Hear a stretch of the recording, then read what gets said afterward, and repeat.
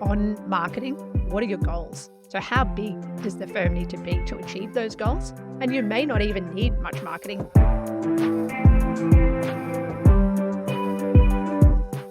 You're listening to the Marketing for Accounting Firms podcast. Each episode, we have conversations with firm owners and marketing experts about how to attract your ideal clients, foster trust, and build a marketing engine that works for an accounting firm. I'm your host, Matt Banker. I'm the founder of Benchmark Growth Marketing. You can find more episodes and subscribe to our newsletter at marketingforaccountingfirms.com. Now, here's the show. All right, I have Meryl Johnston here today. If you're a podcast listener, you may have heard her in some other places before. She's got some fun things going on and a lot of great expertise experience in the accounting space. Meryl, thanks for coming on the show. Yeah, it's great to be here. So we always start kind of with this question. Why are you here and why should we care what you have to say about anything related to marketing and things like that? What's your background or experience when it comes to marketing for accounting firms? So I'm the founder of an accounting firm called Big Ninjas, which started in Australia. And my background was accounting, not marketing, but I'm a self-taught marketer out of necessity because we had zero clients. I didn't have a network. And we wanted to grow a business. And so over the last almost 10 years now, I've been learning about marketing and really enjoying it. So Big Ninjas has grown into a business. We've got about 30 staff now spread around the world and work with clients in the US, Australia, and the UK. And a lot of those clients they've come from two main channels. One is marketing, so SEO, content marketing, and the other is through partnerships. So our firm's in the e-commerce niche, so we attend e-commerce events and we have partnerships in that space as well. So there are two primary channels that we've used to grow the firm. So hopefully that gives me a little bit of credibility in the marketing space, even though I'm not a trained marketer. No, I think it gives you more actually, because people listen to people who sell marketing like myself and they think, well, can we really trust this person? He obviously wants us to pay for marketing. And marketing is expensive, whereas you as a business owner, as a firm owner, bring that sort of unbiased, this is what you know about marketing. You found things that work. That perspective, I think, is really helpful. The topic we're going to talk about today, I'm super interested in, and it may even sound counterintuitive, having just said that I sell marketing services, but this idea of minimum viable marketing, right? There's a lot of very small firms and marketing is expensive. What do you mean when you say minimum viable marketing when it comes to an accounting firm? Yeah, it's funny. People think I'm contradicting myself because we spend thousands of dollars a month on marketing, but we didn't always. And I like to think about, as an accounting firm owner, what are your goals? So how big does the firm need to be to achieve those goals? And you may not even need much marketing. You might be able to achieve that just through word of mouth referrals from your existing client base. Or you might be really ambitious and trying to grow a big business, in which case you've got a different set of goals and a different roadmap to get there.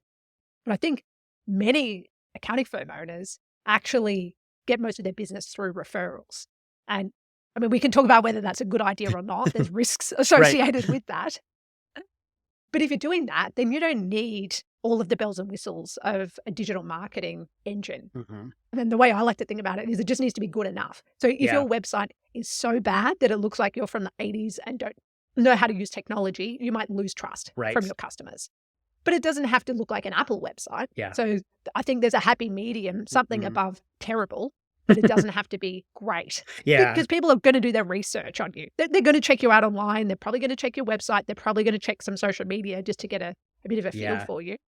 But to me, it's about being good enough to achieve your goals. There's these, we often will talk about, there's like a threshold that you have to meet. And then obviously there's space above that. If you're investing in a brand, for example, you can go to Fiverr and get a $30 logo, or you can hire a marketing agency to do a $3,000 brand package, which is pretty cheap actually, as far as brand packages go, or you could go to another agency and spend $50,000, $100,000 on a brand package.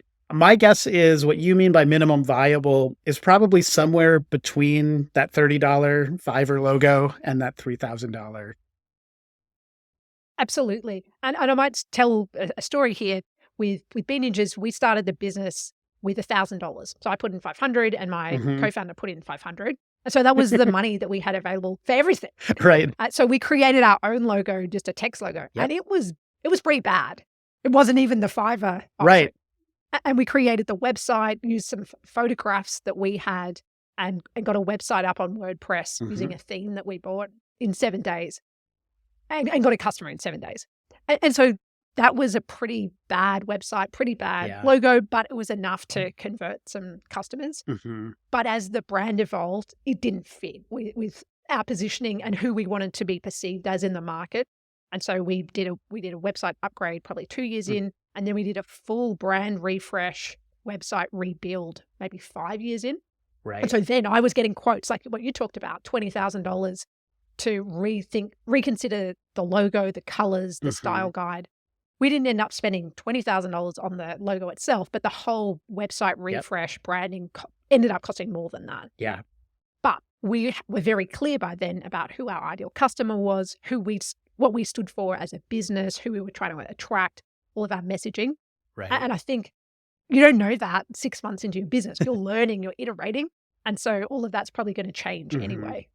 So the key is we're not saying don't invest a lot of money into marketing because it's not important. What we're saying is don't run down a path too far before you really know what you are, who you are as a business, who your customers are, because obsessing over a logo is not going to be the best use of your time when you're starting out your business. You're trying to build a client base. You're trying to figure out where you fit into the market space. There's so many other problems with an accounting firm to be figuring out that the logo should just, again, you have to hit a certain threshold, but that marketing side of things is not going to make or break your business at that stage. There's so many other things that you need to be focused on.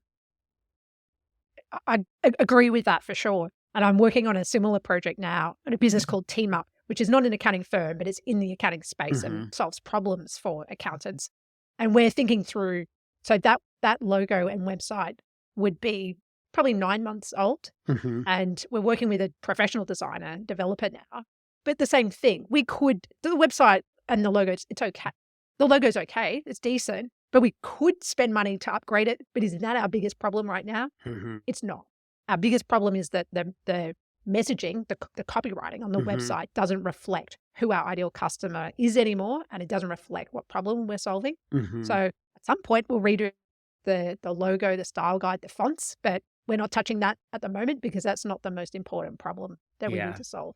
Well, I'm glad you bring that up. I think that's one of the key things that we focus on. We call ourselves a words first agency because the copy and the messaging matters so much more than design. The design threshold, again, having something that looks decent and professional, there's a lot of ways to get there. Squarespace has some great templates. You could get something on Wix or a WordPress, whatever.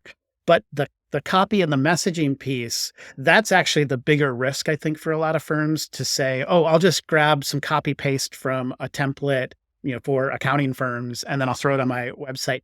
That's probably hurting you more when it comes to your marketing than the fonts and the colors and all of that kind of stuff. Absolutely. And that bit's hard to get right.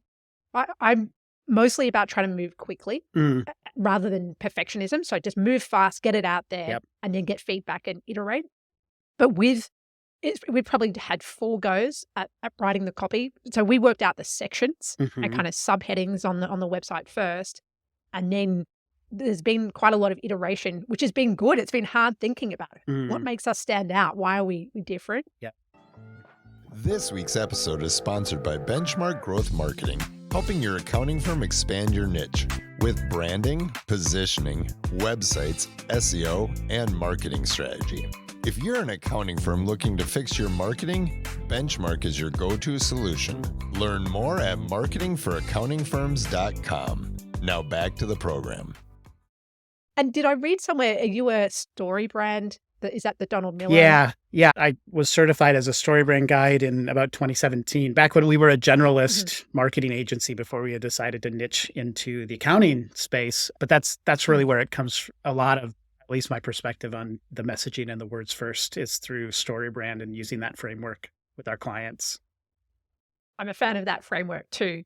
And that you're not the hero. Right. The idea is that the customer, your customer is the hero. So you want to be setting yourself up as the guide if you imagine a story. And so you're coming alongside them to help them accomplish their dreams. And it really ends up impacting the messaging primarily, because you're not there saying, here's the clients that we want, or you're not saying, here's why we're the best accounting firm. What you're saying is, we're here to help you, business owner, or whoever you're working with, accomplish your dreams. It's a subtle shift, but I think that companies that understand that and get it right, it has an outsized impact, I think, on the effectiveness of all of their marketing when they have that perspective aligned correctly. So, Meryl, so you mentioned you had started Bean Ninjas. You're involved with this Team Up brand right now. One of the things that we had talked about was, what is working, or how would you approach marketing today? And it sounded like what you did with your first company and what you're choosing to do now is slightly different. Do you want to kind of walk us through what the differences are and then why you've chosen to do it different this time around? So in the early days of Bean Ninjas, we did a lot of content marketing, and that was some SEO-driven writing. So we're writing a lot of articles, but that was back in the day when Twitter and LinkedIn weren't as popular. So people were actually commenting directly on the blog posts that I was writing. I was writing income reports, sharing our numbers transparently, and just trying to build interest, build community around, and get people behind what we were doing. And I would share those posts on Facebook and a little bit on LinkedIn. I wasn't so much on LinkedIn back then. And then you weren't so penalized sharing external links on those platforms. So you could still drive traffic over to your website. And then from the website, we're trying to get people onto our weekly newsletter, and then I suppose get them off the rented platform, which is the social media channels, and onto our own platform, which was our website and email list, which we control. So that was the strategy, but that doesn't seem to work so well anymore. And so what we're doing with Team Up is focusing again on those rented platforms first, and we're focusing on LinkedIn there because that's where a lot of Team Up, the customers are accountants, and a lot of accountants are on LinkedIn. Yep. They're also on Twitter, but we're trying to just stay focused. Pick one platform to start with, and maybe we'll go to tax Twitter later on, and just focused on who are we writing for and what are we writing about, and posting regularly on LinkedIn and engaging. So that's the primary focus. We are doing some content as well, but it's less SEO based, and it's more about trying to answer commonly asked questions that come up in sales calls to educate the customer through the buying journey, so that the sales calls can be shorter and not answering the same questions over and over. Yeah. So that's, when you think about SEO, which you'll hear stories everywhere of companies that have just had massive success with an SEO strategy. And there are a lot of really, really smart, really great SEO agencies out there. So a lot of businesses in, I'll say, the last 10 years have built their businesses off of that. It's become a really matured platform or channel for marketing. There's a lot of competition there. And one of the things that I've been really thinking about is I don't know, it's not that SEO isn't important or doesn't work anymore, but I have concerns about what's happening with AI and AI generated content. It's so easy to create so much content now that the possibility that all of this hard work to write good content for people isn't being found. Like, the problem really is it's a discoverability problem. It's not a content problem. And so with SEO, you think of it as like a pull channel or a capture channel. People are already looking for a thing, and you're trying to show up for what they're looking for. The difference between that and focusing on like a LinkedIn first channel is now it's an interruption channel. You have to you have to capture their attention when they're not necessarily thinking about the thing that you want to talk about. And so you end up, the focus of those articles or the titles, how you present it, has to be slightly different than if you were just writing for discoverability. But that was one of your words, though, when you say discoverability. Why was it, you mentioned LinkedIn, you chose it primarily because that's where accounting firms are hanging out. Is that the right perspective? Yep. And I just found it easier to grow. So I personally had to go on Twitter probably 2 years ago. Did a writing course called Ship 30 for 30, which is about shipping an article every day and trying to improve your writing. and they were about Twitter growth. So I had to go at it, but I find I like a little bit back then, you were very limited with the characters. Probably should be calling it X. Still Twitter It's to still me. Twitter. Stupid name. And so I just found that I got more engagement. I built relationships more easily on LinkedIn. So that was why I decided to focus on that. And then Isaac, who's the founder of TeamUp, that's who we're focusing on in becoming a thought leader in direct hiring, offshoring Filipino accountants. He was happy to do either, but I've got more experience with LinkedIn. So that's why we picked that platform. But it's just much faster. LinkedIn they want to show people great content. And if you're getting some engagement, they want people on the platform. So they're going to keep showing people your content. So it's much easier to get discovered there than competing for a search term where there's a company, VC-backed company that's been in the market for 10 years. They're going to outrank you for most of the major keywords. Right. So it felt like a faster path for us. And so when you're writing and creating content for LinkedIn, are you doing kind of longer form posts directly on LinkedIn and getting engagement that way rather than linking through to a blog post, right? Correct. Yeah. I occasionally link to something directly. So I just shared my 2023 year in review article. So that's a personal review, not a business review. And I dropped the link in and my engagement was way down. Yeah. So I occasionally make that mistake. Normally now I just put an image in and then I don't think it even works to say link in the comments anymore. You've got to be quite strategic about how you get the link. Or in the case of TeamUp, we're trying to get people to subscribe to the newsletter. Right. But it's you've got to be a bit clever with how you do it or not too obvious. Well, you had mentioned earlier, renting versus owning, and it's not, no one's evil here, but if you understand the incentives of the platform, you're going to be able to understand how to be successful on it more easily. So a mistake that people often make is, like you said, you link to content that takes people off of LinkedIn. Well, just inherently, that's against the interests of LinkedIn as a platform. They want you to be on their platform because that's where they sell ads and that's how they make money. And so when you're putting content on the platform, you keep people there, and LinkedIn likes that. So their algorithm is built to put that stuff higher up.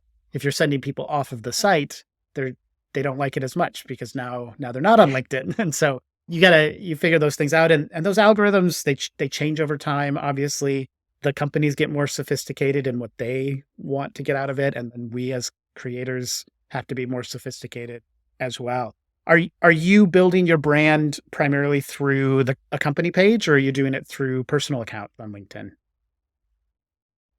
So it's an interesting question. So there's different strategies. So Isaac, we're doing his through a personal page. I say he's actually doing most of the content now. I just helped at the beginning. So that's a personal page, and that's all about one topic. He's writing every day about building accounting teams in the Philippines.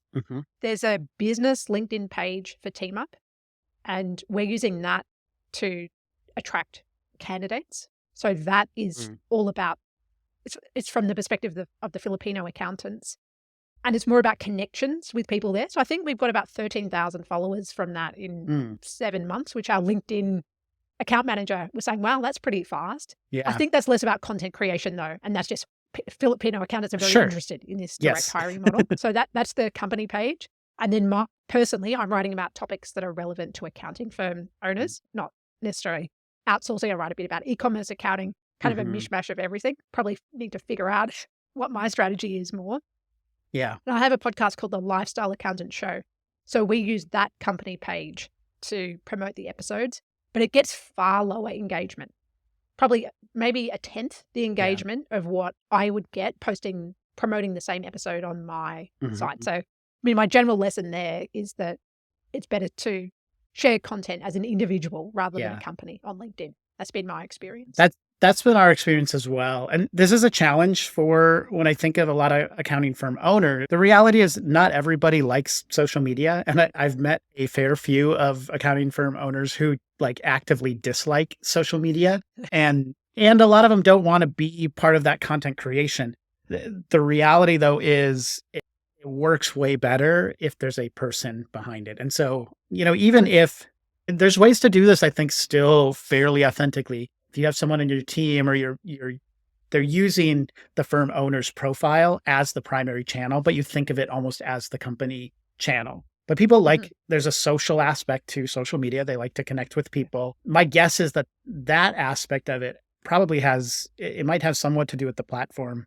Platforms like to get companies to pay for things. They like to give people things for free. And then some of it has to do with user behavior where people like to connect with people, not with companies. I mean, I'll be honest, I don't have any interest in connecting with any of the firms like company pages that we serve.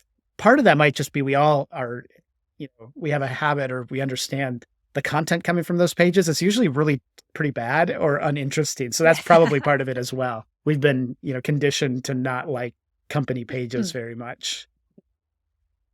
There's an interesting strategy I've seen more so on Twitter than LinkedIn that's kind of between those two. And so it's the used car guy or it's the writing guy. Right. And it's more of an anonymous profile that could have a whole team behind it. Yeah. So it's not a particular person, but it's a persona that is more easily associated with a brand. So I potentially I think there's space for that for accounting firms to be the real estate finance girl or guy or however you want to frame it. And that's if there's a firm owner that doesn't have to be the face of it all of the time. Right. There's an option there. Although from what I've heard, those accounts maybe aren't performing as well recently. That was probably a trend a couple of years ago. Yeah. Well, one of the things you mentioned though is it sounds like a lot of the content you're creating, it's not just about your business. I think this is an important thing to know as a firm owner. If you want to build your firm through using social media as a channel, it's not that you should be just constantly talking about accounting or things like that. There is still a social aspect. People like to connect with people. And then there's also an element where the example I always use is like a wedding photographer. If a wedding photographer is on social media, they need to talk a lot more about weddings than about photography. Because if you talk about photography, you're going to get other photographers who are going to follow you, and they are not your prospects and clients. And so with your content, you're talking about business and more kind of general things that are applicable to accounting firm owners, not just about, the outsourcing like stuff that you do. Absolutely. And I think about that through the lens of Bean Ninjas. Our audience are e-commerce brands. So our newsletter, it's not all about accounting. It's about trends in the industry and what kind of salaries do e-commerce brand owners pay themselves? Or it's Black Friday coming up. What are some planning or what are some great articles with tips to prepare for that? So, some of it is tied indirectly to finance or forecasting, but some of it's completely unrelated. It's just about trends that are happening in the industry. Yeah, if you're seen as the guide or the expert about e-commerce in general, and then people check your profile like, oh, they do accounting as well for e-commerce companies. You've already built some of that trust. There's also, it's kind of this sideways way of sales and marketing is we all have really strong filters when it comes to like what we recognize as a sales message or a marketing message. And so we have a tendency to put our guard up as soon as we see someone who's like pushing too hard on the sales side. But you can develop trust by providing value and by engaging authentically in the conversations that are happening. And then, though, people will get curious, they'll click through, they'll find out about your business. And that often can be a more effective way to build your audience and to get sales than if you were just like, every day trying to post about the service that you offer or trying to tell people to sign up or go to your website right away, right? Yeah, that's spot on. And I've noticed an interesting cultural difference between sales in Australia and America. So Australia has something called tall poppy syndrome where you can't really self-promote or talk about yourself too much. And so what you've said very much applies in Australia. And so I had to learn in America, you can kind of talk about yourself a little bit more. You can be a little bit more pushy on the sales approach. Yeah. So that was an interesting learning experience for me, having done sales in both markets now. But I think it's definitely takes a little while for a US salesperson to adapt to the US market because the Australians are so skeptical. That's funny. So with Bean Ninjas, you've got clients in Australia and the US, elsewhere too? And the UK. And the UK. Let's go down this path.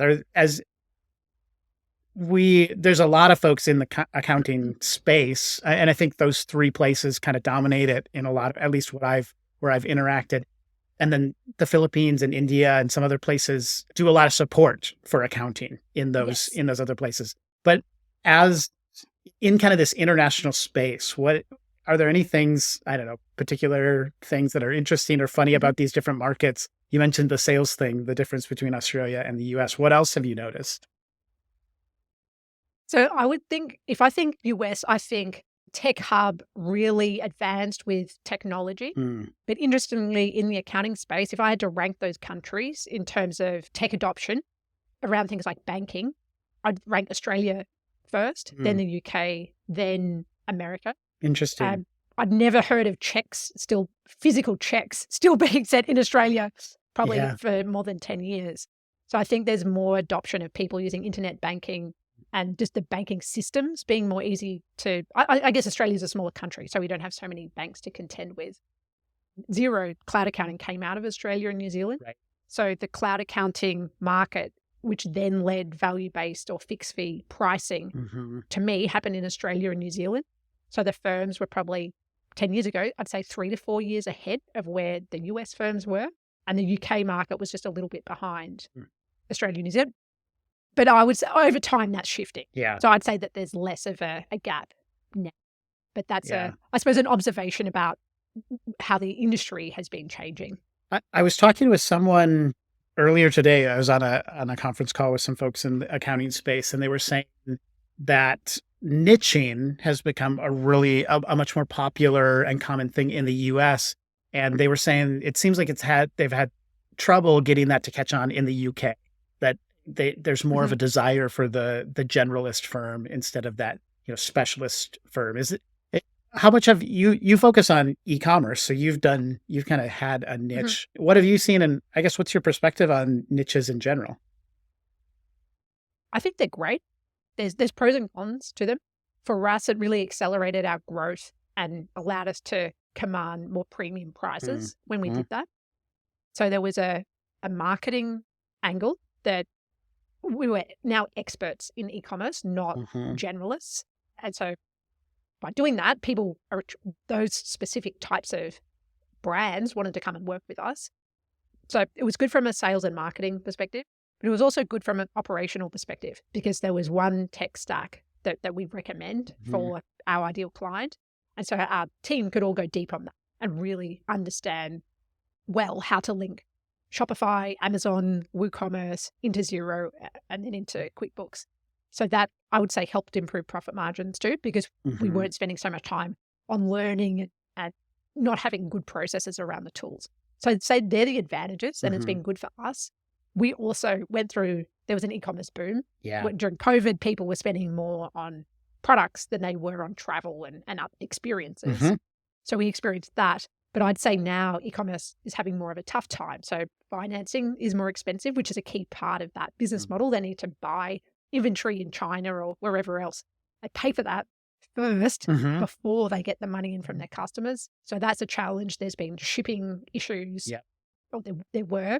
And so we're more exposed to that being in one niche. Right. If that industry is not going so well, then that can have a more significant impact than if we were more diversified. Yeah. So that's something I'm still thinking about. Right. I feel like it's the right decision, but how do we mitigate some of that risk? Well, in different industries, but sort of similar, I had a generalist marketing agency, and we decided we wanted to really focus on accounting firms. So that's really where my energy is. But we ended up launching a sub-brand rather than trying to pivot our existing company. We decided let's spin this off. We can really focus on it here. We can create the product or the service that really is needed for this niche without, totally, turning off the spigot, for sales that were happening in a more general way over here. So over time, it actually quickly shifted because like you said, there's so many sales and marketing advantages to having a specialty.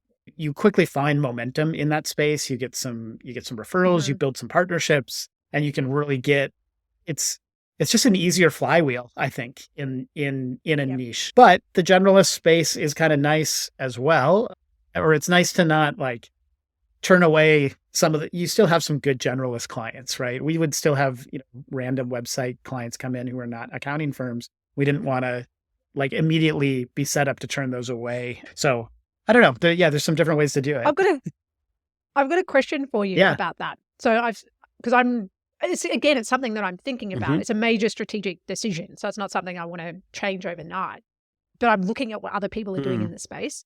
And so it seems like a massive pain to have two brands instead of one, but it also seems like you can really get clear about the audience and the persona. Is your back end the same across both businesses? Yeah. So and how do you manage that? I'll give just a little bit more context to that question. Because I feel like if we were to do that at Binges, I'm not saying we would, the same, very similar team could operate. But then do we have to get new email addresses for everybody? Yeah. Like what's the back end look like when you're doing that?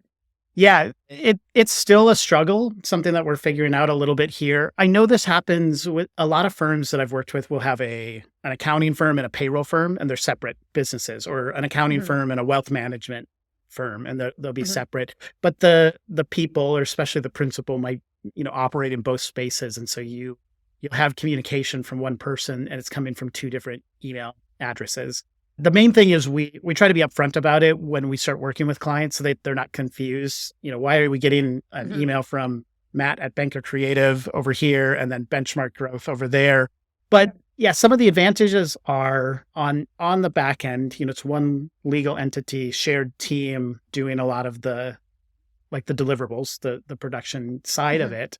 Most of the advantages are, I think, on the marketing side, but there are really process advantages as well. When we split them, we ended up with on one side of our business now, we do websites for lots of different types of clients. So actually, let me just say, if you're an accounting firm owner and you've got clients who need websites, you can send them to me. But we just do websites. We decided we're not going to do any SEO or Google ads or content marketing, any of that kind of stuff for other businesses. We limit it to writing, designing, building, and supporting websites.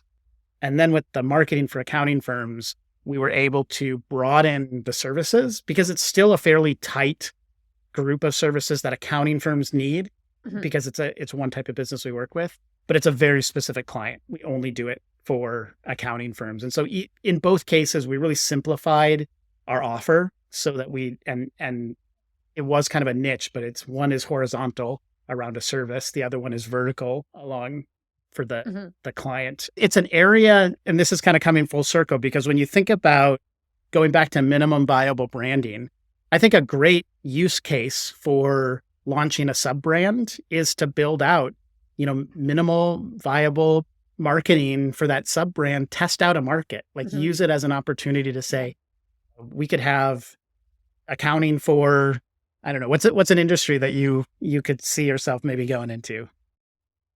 Probably agencies, because we turn a lot of work away from the agencies that work with the same clients as ours. Right. So accounting for agencies.com powered by Bean Ninjas, right? You have this separate brand over here and you build out, again, a preferred service or a tech stack. You build out a really specific, service offering because, some types of businesses, you don't need to deal with sales tax and other ones you do. And, there's all these things. I love the idea for an accounting firm. Yeah. So anyone that's thinking about that, you should, if you end up doing that, anyone that launches a sub brand for an existing company, I'd love to follow along and see how that goes. Me too. Yeah. Copy us both on that email and let us know. So, well, I think we'll kind of land the plane here a little bit. You have a couple things going on. If folks want to get connected with you, what are the ways to get connected and what, are there ways that folks can work with you? Yeah. So I suppose the audience of this show is accountants. So they probably wouldn't need the services of Bean Ninjas. Probably not. That's where you want e-commerce brands. But potentially TeamUp. So TeamUp helps accounting firms scale their team by hiring Filipino accountants. And we encourage people to hire direct rather than going through a middleman offshoring business. And yes, there are ways to be compliant when you do that. Things like an employer of record service. It's a commonly asked question. So love to chat with you about that. If you're interested, at Bean Ninjas, we've got over 20 staff in the Philippines and ran a team retreat there, and it's been fantastic for that business. And I'm also active on LinkedIn, as we talked Yes. about. So feel free to connect with me there. I'm Meryl Johnston on LinkedIn, and happy to have a chat there as well.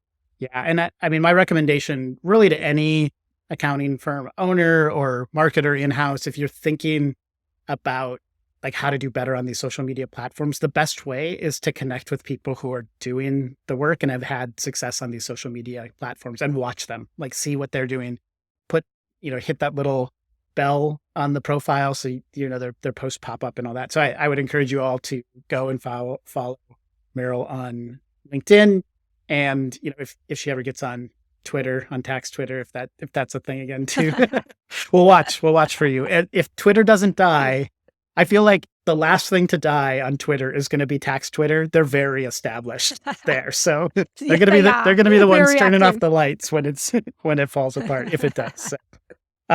Well, great. This is really fun. I love just chatting about marketing in general, and I'm excited to see what happens with your new project, and Bean Ninjas is, I think, a great example of a firm that has figured out a lot of this marketing stuff, and yeah, so one to follow and pay attention to. So yeah, thanks for being on the show. Yeah, thanks so much for having me. It's been a fun chat. Good. All right, we will leave it there. Talk to you all next week. Thanks.